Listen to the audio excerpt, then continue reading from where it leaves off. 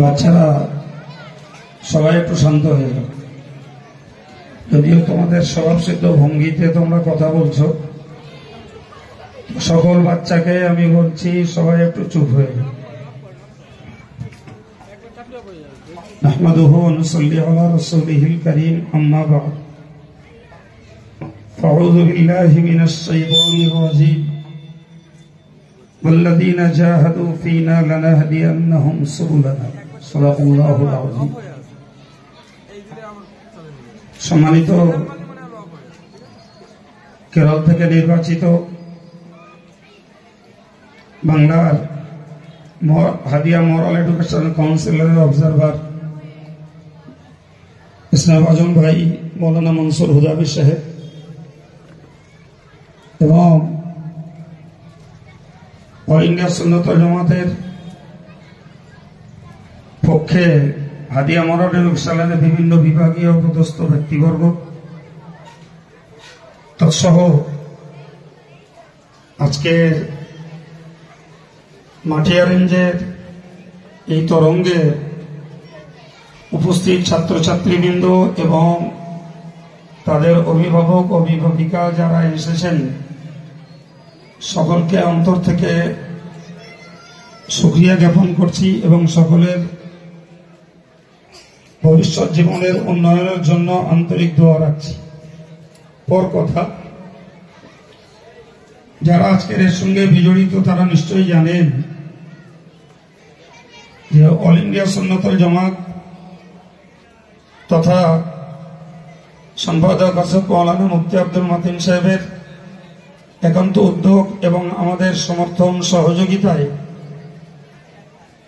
কেরলের হাদিয়া moral education কাউন্সিলরের এই শিক্ষা ব্যবস্থা পশ্চিমবঙ্গের মাটিতে চালু হয়েছে অল ইন্ডিয়া সুন্নাত ওয়াল জামাতের হাত ধরেই, এবং বিভিন্ন স্থানে ছাত্রছাত্রীদেরকে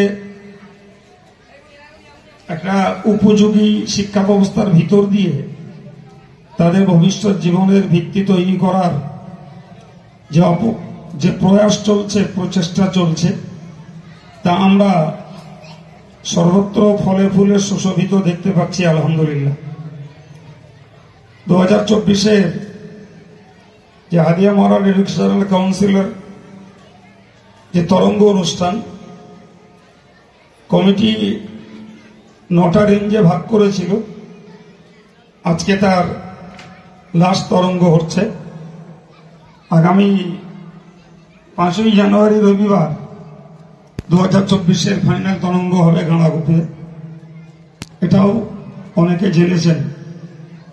তো আমি আজকের উদ্দেশ্যে এটুকু বলবো, অল ইন্ডিয়া সুন্নাত ওয়াল জামাতের সদস্য সমর্থক এবং সহযোগী কেশবপুরের ভাইরা যারা এই প্রোগ্রামটাকে সুন্দর করে অ্যারেঞ্জ করেছেন, তাদের প্রতি ধন্যবাদ যে তারা শিশুদের শিক্ষা ব্যবস্থায় একটা ওতপ্রোত সহযোগী হয়েছেন এবং যে সমস্ত ছাত্রছাত্রীরা আজকের এই তরঙ্গ অনুষ্ঠানে অংশগ্রহণ করেছে তাদের সকলের ভবিষ্যৎ জীবনের সুখ সমৃদ্ধি এবং উন্নত পড়াশোনা কামনা করছি।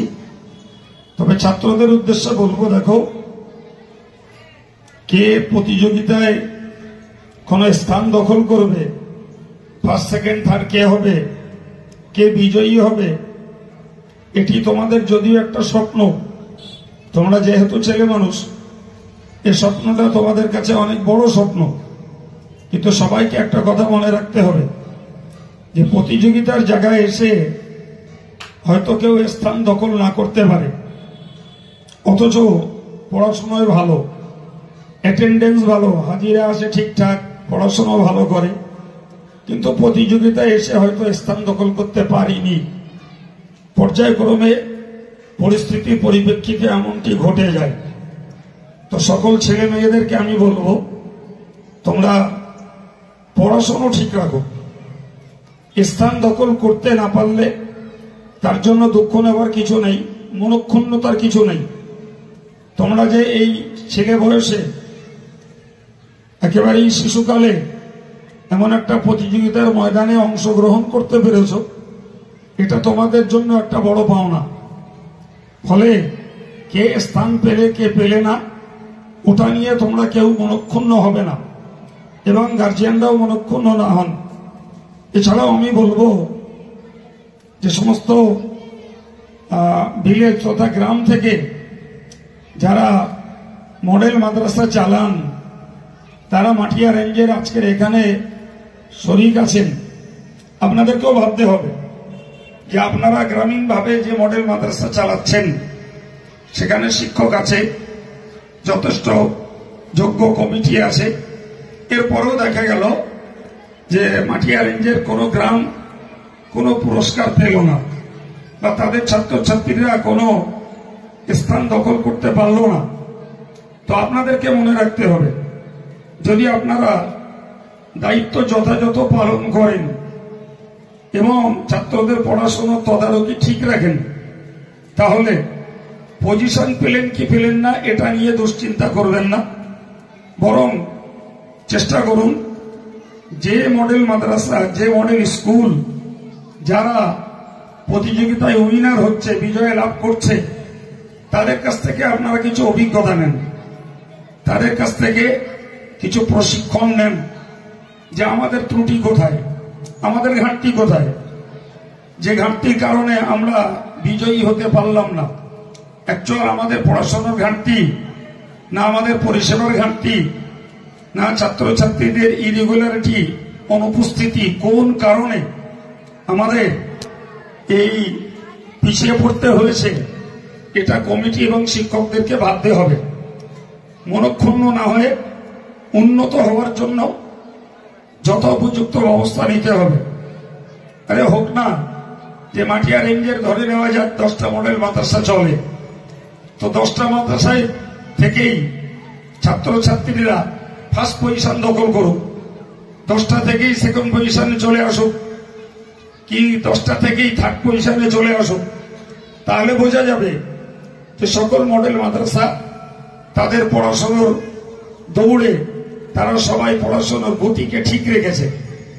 এটাই হবে মডেল কর্তৃপক্ষের কাছে সব থেকে বড় আনন্দের, যে আমাদের প্রচেষ্টা, আমাদের মেহনত, আমাদের প্রসেসিং, আমরা যেটা করছি তাতে আমরা সফলতা লাভ করতে পেরেছি। যাই হোক, আমি মডেল কমিটি বলি আর হাদিয়া মরাল এডুকেশনের যে সমস্ত বিভাগীয় কমিটি বলি, সকলকে ধন্যবাদ জানাচ্ছি।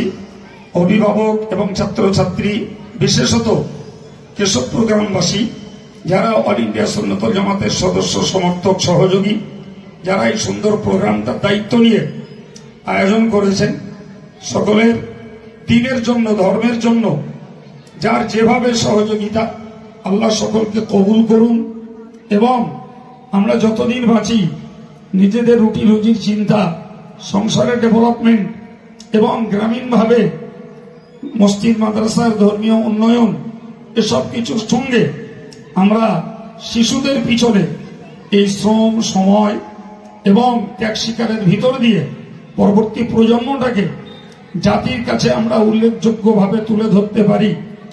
100টার মধ্যে 10টা হোক, তারপরেও বলবো আমাদের প্রচেষ্টা সফল, এই আশা রেখে এবং সকলের কাছে এই দাবি রেখে সকলের জন্য শ্রেণী বিশেষে স্নেহ, শুভেচ্ছা, শ্রদ্ধা জানিয়ে আমি আমার সংক্ষিপ্ত বক্তব্য থেকে বিদায় নিচ্ছি।